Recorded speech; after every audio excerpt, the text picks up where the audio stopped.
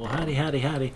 Finally, senior citizen here. Greetings, boys, girls, and all of our non-binary friends, and welcome to this, a brand new day. And remember, no matter who you are valid. Thumbs up for that. Well, hokey smokes, it is indeed a brand new day. I am very sore. It was less than, 48 hours ago when I fell hard on ice and bruised myself up. I'm actually looking pretty good, I think. Yeah, you can barely see the bruises in this light, and that's good, but that was what I wanted to talk about. One of the things. When I was 30 years old, I started working in healthcare as a nurse's aide. And I worked in the geriatric section of, healthcare for well over 10 years. So I took care of geriatric people who frequently had bruises all over their hands and arms, sometimes their face, because they would fall. And it's easy to fall. I'm a fall risk. I have fallen many times, not just on the ice here, but because of vertigo and a bunch of such like that, I am occasionally a fall risk, plus just my age. When you get older, you become a fall risk. And at over 60, a geriatric person now, with bruises on my hands and such because of falls that I've taken. Oh, how the tables have turned. Yep. The only difference being I don't have to live in an institutionalized place for my safety. Still though, and I did see and felt really bad for it, this one person up at Walmart, since Walmart will frequently employ geriatric types to be greeters at their front doors, and one of the older people that was working there had big old bruises over the side of her face. And yeah, I dealt with a lot of people who had bruises just like that because they took a tumble and hit the ground that way. So, I hope she was okay. Life is life, though. Everybody in the world is a fall risk. Being bipedal is dangerous, and people fall and die all the time. So it's not like it's only being older that makes you at risk for falls. No, you are always at a risk for fall just by virtue of being on only 2 feet. But yeah, as you get older though, you do have your risk increase a lot. So, yay. As long as I'm not super stressed or feeling the effects of medication or on ice or living in the world, I don't really have too much risk of falling. But as long as I fit one of these categories, especially number 4, I think it is, living in the world, then yeah, fall risk. Life is life. Still though, like I said, I can barely even see it in this light right here. It's tender, but not bad. And then this little bit here, you can see it, and it's sore, but not much. That part down there where I landed, that's going to be hurting for some time. And oh boy, even just making some movements while sitting here in the chair is like... But most of it is not bad. It's not like I shattered my vertebrae or anything. So, thumbs up on that. Boy, I was a loss for words big time. Boy, where my nose attaches to my upper lip there just keeps itching. The foibles of being human. So, checking on my list here. In comments, somebody had mentioned, probably 3-4 days ago now, that they were a visual person and just hearing about things not quite enough. And that should have sunk in before, because I'm pretty much the same way. I really can't visualize things. If I can visualize something like seeing a red apple, if I can get a mental image of it, it is just such a brief flash and then gone.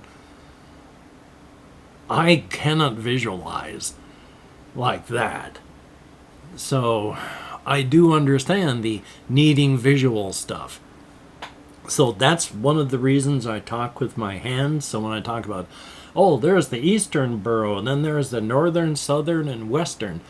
One of the reasons I do that to help keep this stuff straight in my head, but that does make sense. I will try and make up some stuff through like Canva or whatever, so I can make little mappy type images of some things, like the Crimson Kingdom and the Red Palace in the Central District where the King in Crimson rules and lives. So thumbs up. Ugh, itchy nose, God's above. My sincere apologies. What else do I have here? Oh, yes. Just as a real goofy aside, I don't know why I decided that the king likes red as a color, but it's a big, big thing. It's not just the Crimson Kingdom, not just the King in Crimson. While they don't just use red, with the clothing that the king wears and all this, it's can and frequently is every color. They are quite flamboyant in many, many ways. It is largely a lot of red. Like Red Palace is Red Palace not just for name, because it's a lot of red material, red marbles, red paint, red this, red that. It's not all monolithically red, and there's always different shades. Like the king will frequently use gold and blue and such like that. Which the king, they've got stuff about them even they don't understand. They were coalescing as a being for some time, and they had existed before being sentient, and then became sentient, where suddenly they were aware of themselves fully as a being. So they've been around a long time, and they have, with their clothing and the mask that they wear, which I can't draw, or I make pictures of such like this.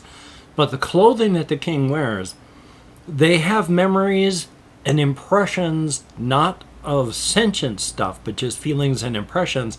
There was a time before the clothing, and then there was a time after the clothing.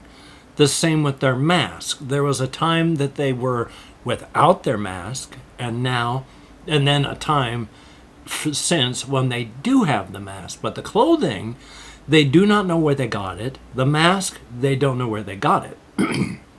But the clothing, if the king is facing this direction wearing gold and blue, and then wants to turn and face this way, but thinks a nice black, sharp, snappy tuxedo would be good, the clothing will whip with these tiny little thread-like things into that shape. By the time they turn around, they are wearing a black tux. All that blue and gold, say in an Egyptian style, ancient Egyptian style dress, gone. It has become the black tux. How does it do this? The king doesn't know. Where did it come from? The king doesn't know. Did they make it? The king doesn't know. The same with the mask. It looks like a porcelain mask, like either one of those, there's the tragedy and comedy things for, like drama stuff, or think of it even like those Guy Fawkes masks for those anonymous things. Just a porcelain mask is what the king wears. And there was a time when the king didn't have it, and then afterward the king did. Did they make it? They don't know. Where did they get it? They don't know. But just like the clothing, even though it is porcelain, and it is in a fixed expression, these fixed expressions can change. If they want to have a look of boredom on their mask, there will just be a line like static across the screen that goes. There is an electronic sizzle and fry, but behind the line, it is now in a fixed porcelain expression of boredom. And every time the king wants a different face, there is that line that goes, leaving behind the new expression with that electronic sizzle. But it's still, if you went tap, tap, tap, porcelain. Did they make it? They don't know. And even though the king is not human, and in fact they can vary their height within about an 8-inch range, they are not human. I forgot where I was going with that one. It's with their clothing. Oh yes, when you look at their face in the mask, because you can see their eyes, you can see their lips and mouth back behind there, you can see the human skin and eyebrows and eyelashes and eyes. And down here, you can see the skin and lips and mouth and tongue, all human. But the king is not human at all. So that's the king. And as just a weird aside on the whole, everything being red sort of, well, except it isn't everything, there is an entire industrial family that works within the kingdom, largely under government auspices, but there's the industrial family. They do electronics, there's just electrics, there's mechanical stuff, but the electronic people, they have an actual mobile phone thing, and that's the Seiki A620. And it's the A620 because 620 is the red frequency wavelength measured in angstroms. But it's their first phone that they came out with. And they future-proof everything they do for as far ahead in the future as they can. And they don't just do incremental changes, oh, let's make money. Capitalism is highly regulated and is one small part of trade in all of the kingdom. So they have no financial incentive to roll out something every year with incremental changes in the hopes you'll buy it. They just come out with something every time there's something big. It's going to be some time before they really need to do that and come up with anything past the A620. So, Seiki, thumbs up. What else do I have here? Oh yes, because I have had trouble sleeping and I've hurt myself.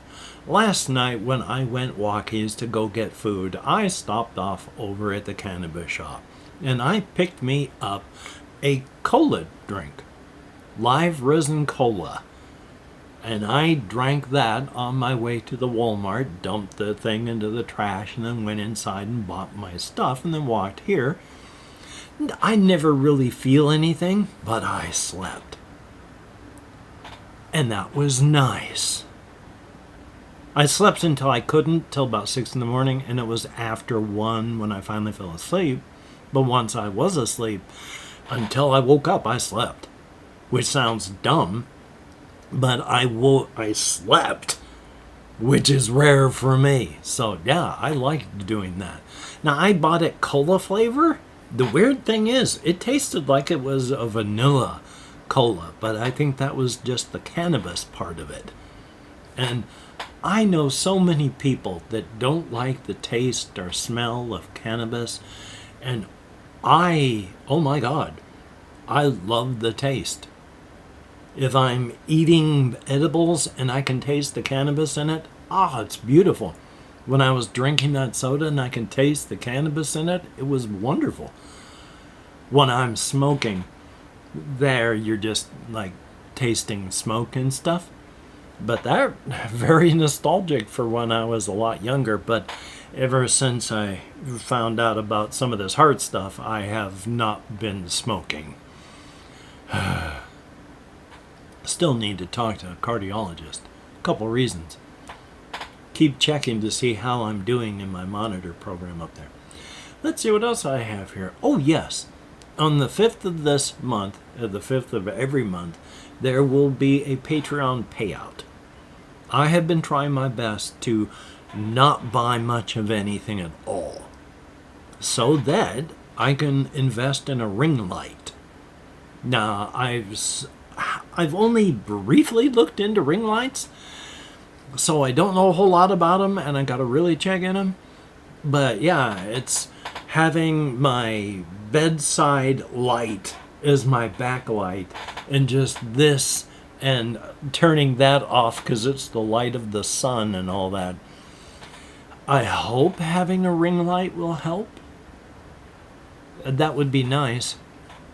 From the ones that I had seen, if they don't have like 8 to 10 colors that they can be built into the lamp, it's like they have 8 to 10 different kinds of filters you can physically use on the light itself, so that it's not just you're stuck with one kind of light. Because there are times you want different kinds of light. You don't want just bright, harsh white. A nice...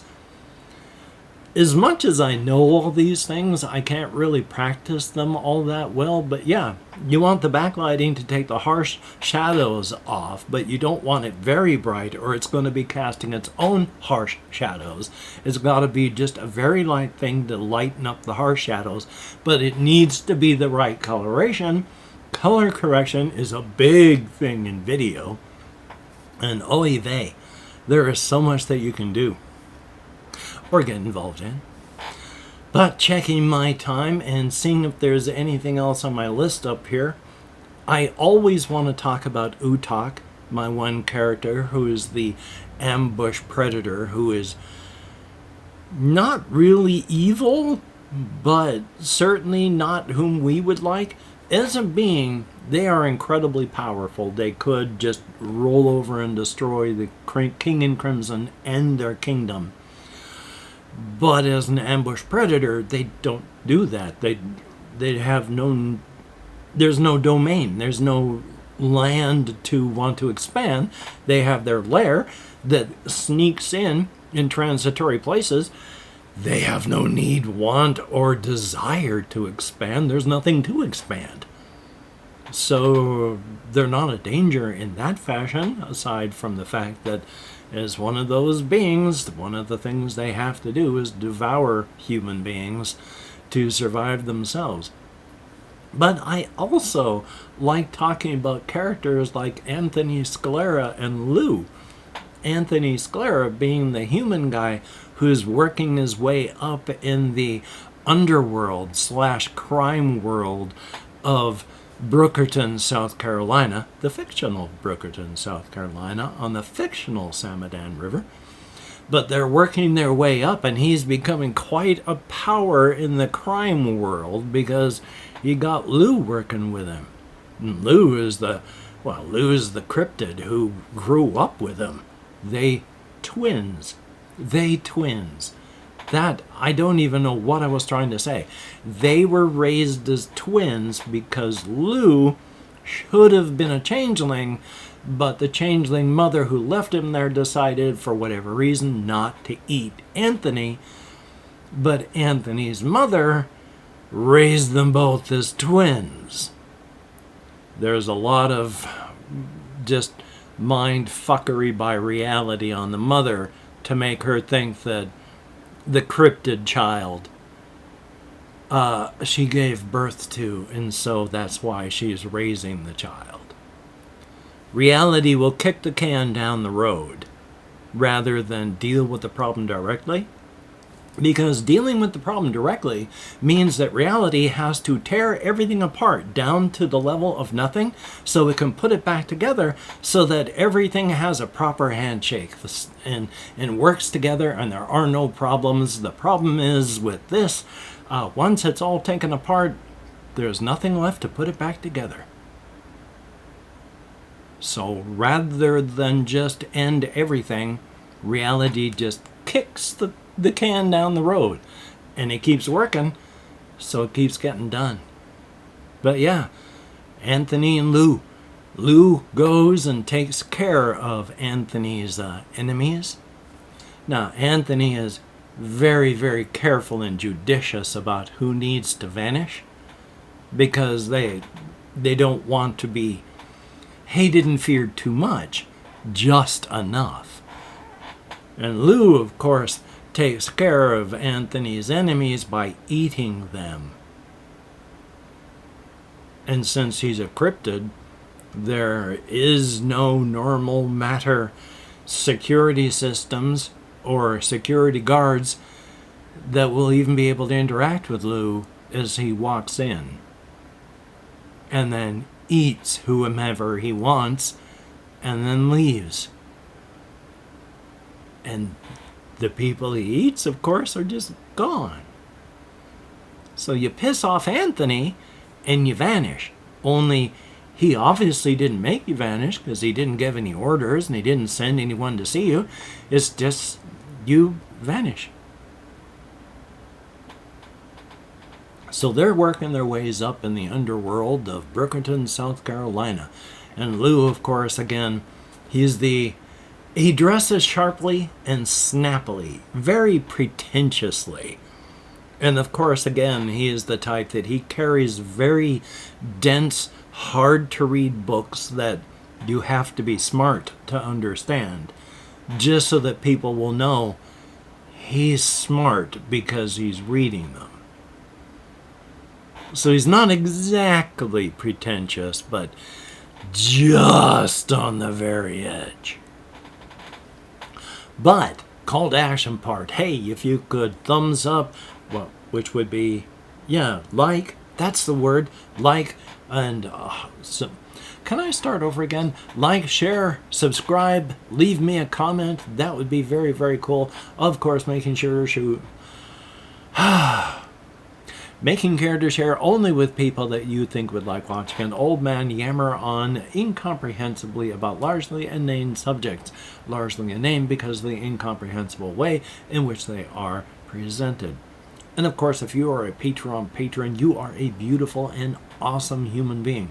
And when you look in the mirror, remember and realize you are looking at someone who is beautiful and awesome physically, mentally, emotionally, and spiritually, which is pretty cool, I think. And if you've left me a comment, thumbs up and thank you. I read every comment that YouTube shows me. I thumbs up or heart every comment that YouTube lets me. And I answer as many comments as my nerve compression will allow, which isn't as many as I like, but it's as many as I can. So thumbs up on that and thank you. And if I've got anything here, sure. If you could write in the comments, ultra strength, to show the YouTube algorithm that people actually do watch the videos. That would be very, very cool and greatly appreciated. Thumbs up. Thank you. And hey, I am going to edit, render, upload, and still largely take care of myself. While I can walk real well, and it didn't really hurt to go to Walmart and back last night, I am still hurting a lot. It didn't hurt extra, but it does hurt just moving, sitting, doing stuff. So, joy. I'm going to do what I can, though. I'm going to walk to Walmart and back later on, but I'm still going to take care of myself, play video games as best I can, do such. Definitely a thumbs up on that. Hopefully you can get done the things that you would like to get done. And if not, please do not beat yourself up. That does not help you get it done better next time, and you deserve better. So hey, until we meet again, you take care. Have a great day today. I will see you on the flip side. And that is indeed a very, very good thing. Yeah, I wish I had words of wisdom. That's one of the things I talk about this where I say, like words of wisdom have I none, words of foolishness have I plenty. I've just realized that as I've gotten older, just how full of myself I was when I was younger, how much I didn't know, and now I realize I don't know anything, which doesn't mean I'm trying to pull myself down. I also realize this of absolutely everybody else around me. We're all just barely making it through life. best we can. Thumbs up on that. It's fun being human. Definitely. So you take care, and I will talk to you later.